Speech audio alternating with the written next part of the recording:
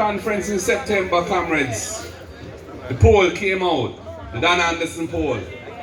We never commissioned that poll. That wasn't a poll that we paid for anything. That was a poll commissioned by some business people. I don't know who they are. But it established that the People's National Party has a lead of 9% over the Jamaica Labour Party. That's a good lead. And for the first time, yours truly was ahead of the other man in terms of favorability, you know? And that was a big thing because when I came to this position 4 years ago, you know, we did down here, so, you know, and then did up here, so we just win the general election and boy, over the 4 years, him just a go down. And he just a come up. So we just pass him and say tata.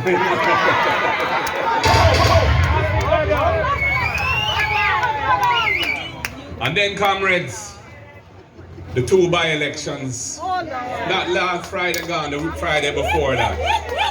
And I want to tell you, I'm proud of the People's National Party because everybody came together and put in a great effort at all levels, the party workers and supporters, the middle management of the party, all our councillors came on board, the YO, the women's movement, NWU, officers, yours truly, had to put in the work. You know, walk out Morandi division, walk out Ainham Town division. One day here, the next day there, the next after that, back again and so on. Alternate with Comrade Damon Crawford. When I was in one, he was in the other, and we're just switching every day. And comrades, them throw everything at it, you know.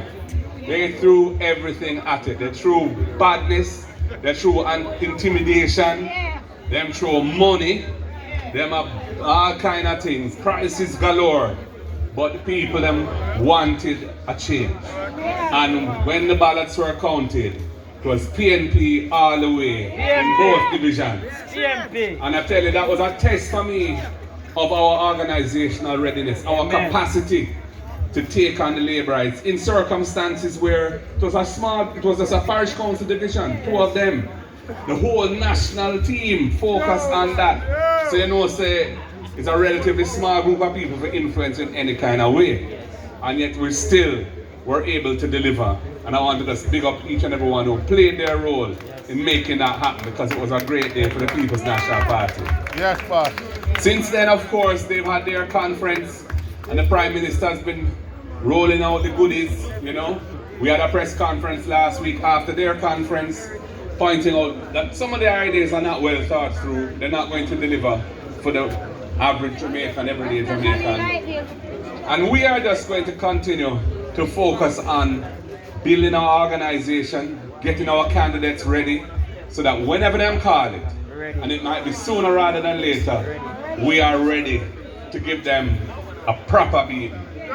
You know, say, them not going to give up this thing easy though. You know, them love the power too much and what comes with it.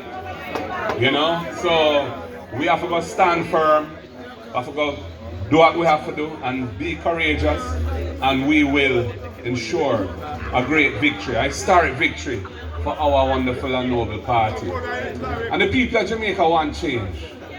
First of all, they don't have any trust and confidence in the Andrew Holness government because they have been let down, so many lies, so much deception, so many promises not kept. Yes. And of course, all the scandals over the years indicating that you can't trust them.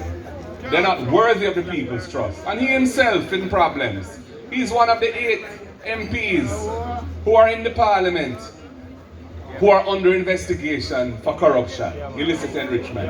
And he is one of them. There's a report where they said further investigation required, send the matter to the FID, the Financial Investigations Division, and Tax Administration Jamaica.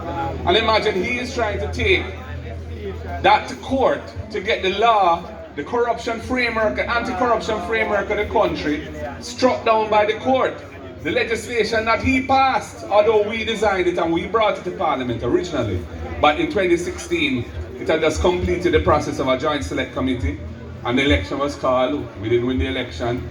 And they passed it about 2 years later with a few minor changes. And now, because he's the one who has fallen foul of it, he is trying to turn it over is not a good look for Jamaica.